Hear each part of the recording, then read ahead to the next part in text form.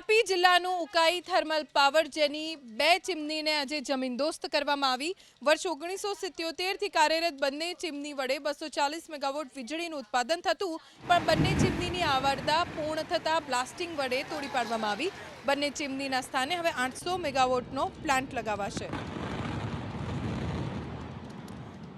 બ્લાસ્ટિંગની મદદથી બંને ચીમનીને તોડી પાડવામાં આવી। દ્રશ્યોમાં પણ આપ જોઈ શકો છો 1977થી આ ચીમની કાર્યરત હતી, પણ હવે તેની આવરદા પૂરી થઈ ગઈ છે, જેથી જર્જરિત થતાં તેને તોડી પાડવામાં આવી છે।